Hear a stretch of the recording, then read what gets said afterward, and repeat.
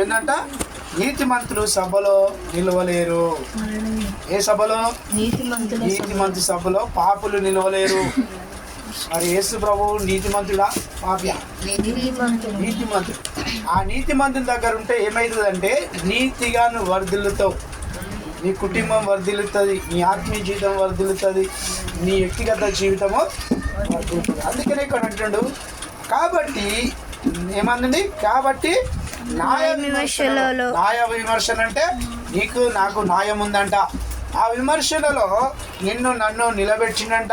మరి దుష్టులకు నీతిమంతులకు పాపులకు అక్కడ దుష్టులకు నీతిమంతులకు పాపులకు నిలవలేరు. హల్లెలూయా. నీతిమంతులుగా నిలవలేరు వాళ్ళు అంటున్న ఆయన. తర్వాత నీతిమంతుల మార్గము యెహోవాకు తెలుసు. ఎవరికి తెలుసు అంట? మనుషులకు తెలవాలా? మనుషులు తెలవాలని ఈరోజు ఎన్నో రకరకాలుగా నీతిమంతులుగా మారుతున్నారు కదా. కానీ ఇక్కడ అంటాడు దేవునికి తెలవాలంట నీ నీతి. ఎవరికి తెలవాలా? దేవునికి తెలవాలా.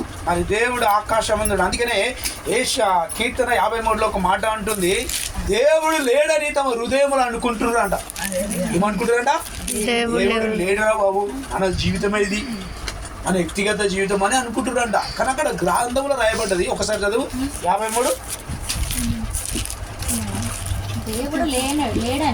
దేవుడు లేడని బుద్ధిహీనులు తమ హృదయములో అనుకుంటారు. ఆమేన్. అలా ఇలాంటి వాళ్ళు అంటారు బుద్ధిహీనులు అంట. అంటే బుద్ధిమంతులు ఉన్నారు, బుద్ధిహీనులు కూడా భూమి మీద ఉన్నారు. మరి నువ్వే గుంపులో ఉన్నావో ఒకసారి ఆలోచించుకో. బుద్ధిమంతుని గుంపులో నువ్వు ఉండును గాక. మరి బుద్ధి ఎక్కడ కలిగింది తెలుసా? దేవుని సన్నిధిలో ఆయన నేర్పిస్తూ ఉన్నాడు. ఇందాక మరి పాటలు పాడుతూ ఉన్నాం, ప్రార్థన చేస్తూ ఉన్నాం. ఒకప్పుడు ఇది లేకుండే. మళ్ళా దేవుడు అంటున్నా ఆ ప్రార్థన నువ్వు చెయ్యి, ఆ పాటలు నువ్వు పెట్టు, ఆ స్తుతి నువ్వు చెయ్యి. చూడు, దేవునికి దూరం ఉండి నువ్వేం సాధించినావు? ఏమి సాధించలే. నష్టం పోయినావు కానీ లాభం చూడలే. అందుకనే దేవుడు అంటుడు నా యుద్ధకు రా, నేను నీ యుద్ధకు వస్తా. ఇక్కడ అంటుడు యోహాను గ్రంథంలో అంటుడు, యోహాను 15లో అంటా ఉన్నాడు. ఇక్కడ ఏమంటుడు దేవుడు లేడని తమ హృదయములు అనుకుంటారంట బుద్ధిహీనులు. ఆడేమంటుడు చూడు, ఇంకా చదువు. వారు చెడిపోయిన వారు, అసహ్యమైన కార్యాలు చెయ్యవారు. ఈరోజు నీలో అసహ్యమైన కార్యాలు జరుగుతున్నాయా? నీళ్ళు చెడు క్రియ ఉందా? అయితే వారు ఏమనంట? చెడిపోయిన వారంట. ఎవరు చేసుకుంటారు ఇది? వాళ్ళు చేసుకుని అసహ్యమైన కార్యాలు చెడిపోయిన వారు. ఇక్కడ వాక్యం చెప్తుంది, నేను కాదు వాక్యము అంటే. ఇంకేమంటుంది? మేలు చేయడానికి ఒక్కరు కూడా కాదంట. మేలు చేయడానికి ఒక్కరితో కూడా. మళ్ళీ మేలైనా చేయంటే ఏంది? ఒకరికి చొంబందించడం కాదు, ఒకరికి నీళ్ళు ఇవ్వడం కాదు, ఒకరికి అన్నం వండడం కాదు, ఒకరికి గిన్నె కడగడం కాదు, ఒకరి సాపుడు కడగడం కాదు. నువ్వు ఇతరుల గురించి ప్రార్థన చేయడమే మేలు చేయడం. అలా పేరు వారం ఒక వాక్యం గుర్తుందా?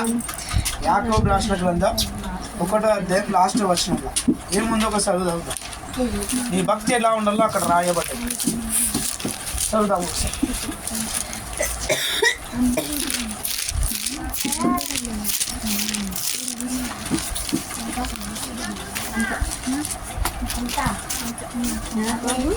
అధ్యాయము 27వ వచనం నుంచి